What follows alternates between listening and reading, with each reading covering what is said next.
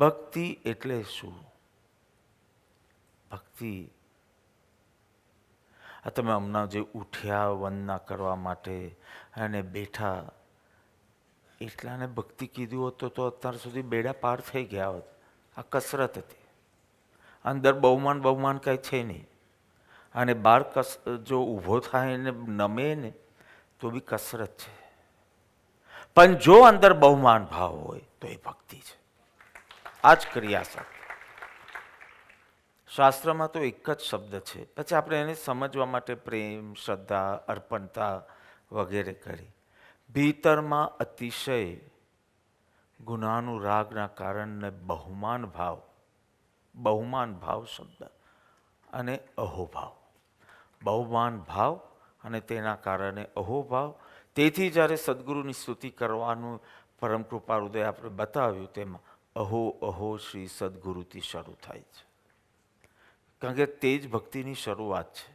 હાથ જોડવાથી નહીં, માથું નમવાથી નહીં, અંતરના બહુમાં. એ ગુમાવ્યું, બધું જ ગુમાવ્યું. એ રાખ્યું ને પેરાલિટિક અટેક બી આવ્યો, કશું ગુમાવ્યું નથી. ચેર પર બેસવું પડે એવા ઘૂંટણો થઈ ગયા, કશું ગુમાવ્યું નથી. કેટલો સુંદર શબ્દ, બહુમાન ભાવ. અને તે થકી અહોભાવ એ જ તમને વિતરાગ અભિમુખ લઈ જશે, ભવનો અંત કરશે. એનું ન હોવું તો ભવનો અંત નહીં થાય. એનાથી વિપરીત વિરાધક ભાવ હોવો તો ભવની વૃદ્ધિ થાય. આપણો વિષય તો ભક્તિ છે હમણાં. સ્થૂળ દેહ કરતા પણ આજ્ઞા દેહ સાથે વિશેષપણે રહેવાનો ભાવ એ ભક્તિ છે. સ્થૂળ દેહ, બ્લડ એન્ડ ફ્લેશમાં હું સાથે રહું, એના કરતાં વધારે પણ આજ્ઞા દેહ, મારી દરેક ક્રિયા મનની, વચનની, કાયાની પ્રભુ આજ્ઞા, ગુરુ આજ્ઞા અનુસાર છે, ભૂમિકા અનુસાર. તમે મુનિ નથી એટલે મુનિની આજ્ઞા તમને એપ્લાય નહીં થાય. તમે બિગિનર્સ છો તો બિગિનર્સની જે આજ્ઞા છે તેટલું જ સ્વીકાર્ય છે, એટલું જ એક્સેપ્ટેબલ છે. પણ એ પ્રમાણે થાય છે કે એ થાય. અને એ કોન્સ્ટન્ટ ચિંતન એ ભક્તિ. પછી મેલોડિયસ વોઇસ ન હોય તો બી ચાલે. આ સતત મનમાં ચાલે. Am I doing this in alignment with what he wants me to do, not general agnas. What he wants me to do. એ અલાઇનમેન્ટના વિચાર આવ્યા કરે, બસ that's ભક્તિ. દુર્લભ યોગ મળે તો સાર્થક કરજે, એ નિષ્ફળ ન જાય એનું ધ્યાન રાખજે. થોડી હાઈટ વધારજે તારા અંતરની, ઇનર સ્ટેટ્સ. એની હાઈટ તારી વધે, એલિવેશન જેનું આપણે કહેવાય, વેરી એલિવેટિંગ ભક્તિ. થોડી હાઈટ વધે તો આ યોગ સાર્થક, અને તો આ મનુષ્ય જન્મ સાર્થક. પહેલા યોગ સાર્થક, જન્મ સાર્થક. એટલે જુઓ, જ્યારે જનરલ સભા હોય ત્યારે હું હંમેશા એમ બોલતો હોઉં, પરમ કૃપાળુદેવનું યોગ બલ જગતનું કલ્યાણ કરો. ને આપણી તો વ્યવસ્થા એવી છે કે કોઈ બી અનાઉન્સમેન્ટ પૂરી થાય, આ બધું ઠીક. આ તો બધું અમારી ભક્તિથી અમે આયોજન કર્યું છે. કલ્યાણ અમારા પ્રોગ્રામથી નહીં થાય, તમારા યોગ બલથી જ થશે. પરંતુ જે કૃપાળુદેવના શરણાગત છે એવી જ સભા હોય ત્યારે હું પરમ કૃપાળુદેવનું શરણ ફલીભૂત થાવ એમ બોલ. જેને શરણ બી નથી લીધું એનું કલ્યાણ પણ પ્રભુના યોગ બલથી થશે. યાવત વિરાધક જીવોનું પણ. વિરાધક જીવ હોય, નોન આરાધક જીવ હોય કે આરાધક જીવ હોય, પણ આરાધક જીવને તો વિશેષપણે કહું કે પરમ કૃપાળુદેવનું શરણ લીધું છે તો હવે એનું ફલ તમને પ્રાપ્ત થાવ, ફલીભૂત થાવ. ફલીભૂત થાવ. જેમ present continuous, past past, perfect, એવા બધા ટેન્સ, 3 ટેન્સની અંદર બી છૂટા છૂટા એવું ફ્યુચર માટે શું છે? એક જ નથી, there are many future tense. એમાંનું એક જે આશીર્વાદ સૂચક હોય, ફ્યુચર, ફલીભૂત, શીતલીભૂત, ઠંડુ થાવ, કલ્યાણ થાવ, એમાં ફલીભૂત થાવ. સો થોડી હાઈટ વધારી શકીએ આપને તો આ યોગ સાર્થક થયો કહેવાય. જેવા છો એવા જ રહો, વર્ષોથી રહ્યા તો શું મતલબ છે? એટલે 3 શબ્દ એ લક્ષમાં રાખજો. સંપર્ક, સાનિધ્ય અને સંબંધ. સત્પુરુષ મળ્યા, સંપર્ક, કોન્ટેક્ટ, એ જ બહુ દુર્લભ છે. સંપર્ક, સાનિધ્ય અને સંબંધ. આ 3 નિષ્ફળ ન જાય. સંપર્ક થયો, કોન્ટેક્ટ, પણ ટચ ના થયો તો એ સંપર્ક વેસ્ટ થઈ ગયો, ફલીભૂત ના થયો. પાણી અને તેલનો સંપર્ક થાય છે કે નહીં? અને સંપર્ક થાય ત્યારે તો તમને એમ લાગે કે બસ હવે થોડી ક્ષણોમાં એક થઈ જવાના છે, પણ હંમેશા છૂટાના છૂટા જ રહે સંપર્ક હોવા છતાં.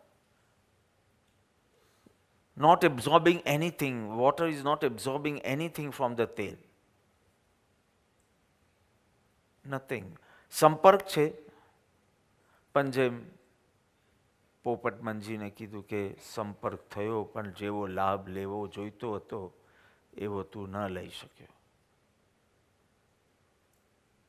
આવો કોકવાર નેગેટિવ રિમાર્ક આપણે આખા બધા પ્રસંગો જીવન કલાના જોઈ લઈએ તો બી પોઝિટિવ મળશે કે આ 3 પુરુષો સ્વરૂપ બોધ પામ્યા, આનું આમ થયું. આમ મનીબેનને જોઈને કે સમકિતની છાપ, નવલબેનને જોઈને કીધું કે 8 પોઝિટિવ બોલે, નેગેટિવ હોય ત્યારે લગભગ પ્રભુ મૌન રહે. અને મૌન રહે એટલે સમજી લેવાનું થાય કે કાં તો કંઈક મારું સારું બોલવાથી મને અહંકાર આવવાનો હશે એટલે નહીં બોલ્યા હોય, અને કાં તો કાંઈ વિપરીત જોયું હશે એટલે. પણ એક ઉલ્લેખ મળે છે પોપટમાં, અને એ બી મને લાગે છે આપના માટે જ હશે કે વી કેન રિમાઇન્ડ આવરસેલ્વ્સ કે મારો સત્પુરુષ સાથેનો સંપર્કમાં આવું બોલવાપણું અંતે ના રહે કે બસ કોન્ટેક્ટ થયો પણ ટચ જ ના થયું. કંઈ તમે કલ્પના જ કરો, પિક્ચરાઇઝ કરો, ખુલ્લી આંખે પિક્ચરાઇઝ કરજો પાણીને તેલ કેટલા નિકટ આવી ગયા હતા, touching each other but no touch, because કોઈ ગુણધર્મનો ટ્રાન્સફર જ થયો નહીં. તો સંપર્ક થયો, વન્ડરફુલ. કોન્ટેક્ટ વિથ અ સત્પુરુષ, પણ એ સંપર્ક સફળ ન થયો. It didn't go ahead with Sanidhya and Sabandh. So like your sampark with your Satpurus should not be like water and oil. Rather it should be like water and milk. એવું એક થઈ જાય કે પછી દૂધ જ રહે, પાણી રહે જ નહીં. દૂધ રૂપે દેખાય, દૂધ રૂપે વેચાય, દૂધ રૂપે ચખાય, પણ પાણી રહે. સેકન્ડ, સાનિધ્ય. સંપર્ક is like say one time contact. તો સાનિધ્ય ઇઝ કન્ટિન્યુટી. થોડા ટાઈમે, ઘણી વખત. Magnet can attract an ion, અને સાનિધ્ય બી મળે, પણ it never turns into a magnet. આયનને મેગ્નેટ બનાવવાની પદ્ધતિ તો આપણે ફિઝિક્સમાં વી હેવ સ્ટડીડ, પણ ખાલી મેગ્નેટને ચોંટે એટલા માત્રથી એ મેગ્નેટની સાથે ને સાથે હોય. પહેલો તો વન ટાઈમ ટચ હતો સમજો, આ તો સતત એ હોય તો પણ મેગ્નેટ ન બને એવું બને, અને તને ઘણું ઘણું સાનિધ્ય મળે સત્પુરુષ, પણ પોસિબલ છે you are together but no significant change within. I will not say no change because there will be change of activities and culture and all. But significant change in your beliefs, in your equations, maybe possible, ન પણ થાય. You have to put an effort to do it. Because this samparg and sanidhya and all is just punya phal. કે મને નિરંતર સાનિધ્ય મળે છે, મને સત્પુરુષનો સંપર્ક થયો છે, એ પુણ્યનો ઉદય હોય. પણ 30 વર્ષ 40 વર્ષ અને હજી એવા કાર્યો થાય હરખાવાના ને શરમાવાના. મનોમન થાય કોઈ વાર. બે પ્રકારના પાપો છે. એક પાપો જે હરખાવે, હરખ હરખ હરખ ખુશી વગેરે, જે તમને ખુશી આપે, ભલે ટ્રાન્ઝિટરી પણ ખુશી આપે, યા ફૂટબોલ એન્ડ ઓલ, એવા કાર્યો, ચાલો પાપો નથી બોલતો, કાર્યો બોલું, ચાલ, એવા કાર્યો કે તમને ટ્રાન્ઝિટરી, એટલીસ્ટ ટ્રાન્ઝિટરી તો ટ્રાન્ઝિટરી પણ હરખાવે, ખુશ કરે. અને કેટલાક કાર્યો આપણને શરમાવે. આપણે જ યાદ કરીએ કે આવું મેં કર્યું હતું, આવું હું બોલ્યો હતો, આવું મેં વિચાર્યું હતું, અને તરત તમારી આંખ નીચે પડે. ફૂટબોલના કારણે નહીં પડે. હે, ફૂટબોલમાં 2 કલાક વેસ્ટ કર્યા ગઈકાલે, તો તમે આમ નહીં કહો હાજી, તમે કહો હા હા. એ હરકાવે એવા કાર્યો હતા. ભક્તિ નહોતી પણ હરકાવે એવા. કેટલાક તો આપણે શરમાવે, ઓહ મેં ખોટા વિડીયોઝ જોઈ લીધા, મેં આમ કરી નાખ્યું, મેં પેલું કર્યું, મેં સારા સારા દિવસોએ પણ, આરાધનાના દિવસોએ પણ રેસ્ટોરન્ટ્સમાં ને એમાં વેસ્ટ કર્યા. શરમાવે એવા, હરકાવે એવા ને શરમાવે એવા. તો સાનિધ્ય પ્રાપ્ત થયા પછી બી જો આવા થયા કરતા, તો significant, that steadiness, if it's not there, તો સાનિધ્ય has also not done a great thing. ત્રીજું છે સંબંધ. એક સંબંધ બંધાય.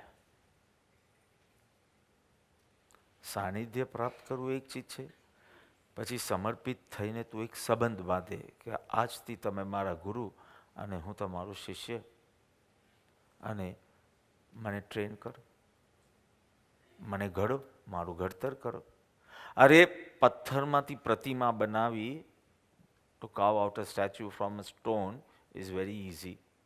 પણ શિષ્યને પૂજ્ય બનાવવો very very difficult. સ્વચ્છંદ, મત, આગ્રહ. પથ્થરને એકવાર રાખીને ટક ટક ટક ટક કરાય, પણ પથ્થર જ હલ્યા કરે. પથ્થર વિરોધ કરે, પથ્થર દુઃખી થઈ જાય, પથ્થરને ઠેસ લાગે. હવે આ બધું, એમાં અડધો ટાઈમ તો એનું સ્થિતિકરણમાં જાય, તો ઘડતર ક્યારે કરે? તો સંપર્ક, that can also fail. સાનિધ્ય, that can also fail. સંબંધ, that can also fail. સંપર્ક માત્રથી કલ્યાણ થઈ જાય જો યોગ્યતા હોય. સાનિધ્યથી ધીમે ધીમે ઉત્તમ યોગ્યતા આવે ને કલ્યાણ થાય. સંબંધ બાંધ્યા પછી છેલ્લા પ્રકારનો ભાંગો, સાદી અનંતના ભાંગે ડિઝોલ્વ થઈ જાય, એકરૂપ થઈ જાય એવું બને. પણ ઇટ કેન ઓલ્સો ફેલ. તમારું પેટ બગડેલું હોય અને એમાં સાલમ પાક નાખો. સાલમ પાક વેરી હેવી, હા, એકદમ એના જે બી બધા શિયાળાના મસાલા બસાલા હશે, ઓલરેડી પેટ બગડેલું હોય અને એમાં તમે 2-2.5 સાલમ પાક નાખો તો શું થાય? શું થાય? સંબંધની વાત કરું છું. પેટ જ બગડેલું હોય પછી સાલમ પાકનો સંબંધ બી થાય તો બી તાકાત ન બને, વિષ્ઠા બને. પેટ જ બગડેલું છે, પચાવવાની તાકાત નથી. તું ભવે ભવે તું નિકટ સમાગમને સંબંધ માંગે છે, પણ તારી પાસે પચાવવાની તાકાત છે? બગડેલા પેટમાં ઉત્તમ દ્રવ્ય નાખ્યું છે તો પણ તાકાત નથી બનતી. સંબંધ કેન ઓલ્સો ફેલ. જો તારી યોગ્યતા ન હોય તો સંપર્ક, સાનિધ્ય કે સંબંધ, એવરીથિંગ કેન ફેલ. ફાઇનલી ઉપાદાન ઉપર જ વાત આવે છે કે તારી યોગ્યતા વધાર, તારા ગુણોની સ્થિરતા વધાર, સૌથી ફોરમોસ્ટ પ્રસન્ન ચિત્ત રાખ, સતત સ્વીકાર ભાવ રાખ. પ્રસન્ન ચિત્ત રાખશે એટલે બહુ વિષયોમાં નહીં ભાગશે. Because when you are happy then you don't need external stuff. સ્વીકાર ભાવ તને કશાયો શાંત કરશે. આટલું એકદમ, હું સમવેગ નિર્વેદાસ્તા અનુકંપા નથી કહેતો. હું પેલું શ્રાવકના 12 વ્રત ને મુનિના 5 વ્રત ને એ બધી એટલી ઊંચી વાત જ નથી. આટલું તું મેન્ટેન કરશે ને પ્રસન્ન ચિત્ત અને સ્વીકાર ભાવ, ત્યારથી તારી યોગ્યતા વધતી. એમાં જો ભક્તિ આવી તો કામ થઈ ગયું. એક વૈરાગ્ય આપશે અને એક ઉપશમ આપશે, અને ઉપશમ વૈરાગ્ય સાથે ભક્તિ આવી, almost ready for the next stage. So this much we can try. It's not so difficult. આમ પ્રસન્ન તો ઘણા રહે છે, કોક વાર એવું થઈ જાય, એ કોક વાર બી નહીં જોઈએ. It should be your philosophical પ્રસન્નતા. ઇટ શુડ નોટ બી અ પુણ્યોદય પ્રસન્નતા. એટલે શરૂમાં તો તમને ખબર જ નહીં પડે કે આ પ્રસન્નતા પુણ્યની છે કે તત્વના આધારે છે. પણ જ્યારે 1-2 વખત ડાઉન જશો ને ત્યારે ખબર પડશે કે ના, આ તો બધી પુણ્યોદય હતી એટલે બહુ મસ્તી હતી. એન્ડ ધેન તત્વચિંતન સ્ટાર્ટ થશે તમારા, કે જે બનવાનું છે તે બનવાનું છે. કેવલીના જ્ઞાનમાં દેખાયું તે આમ, એવા બધા વિચારો કરતાં કરતાં કરતાં તમારી પ્રસન્નતા સ્ટેડી થતી જશે. આખી વાત યોગ્યતા ઉપર જાય છે, અને યોગ્યતા કેમ વધારવી એ તમને ખબર પડતી નથી. તો આ તમને સીધું કે પહેલાં આટલું જ ફોકસ કરો, ચીયરફુલનેસ એન્ડ સ્વીકાર ભાવ, એક્સેપ્ટન્સ. હું સ્વાગત સુધી તો જતો નથી, એ તો નેક્સ્ટ ભૂમિકા છે.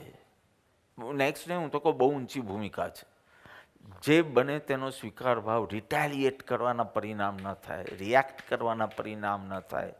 બસ આટલું જો આપણે ઓછું બી કરતા જઈએ, આપણી યોગ્યતા ધીમે ધીમે, તું ધીમે ધીમે ઓછું કરશે તો ધીમે ધીમે વધશે. તું જલ્દી ઓછું કરશે તો જલ્દી યોગ્યતા વધશે.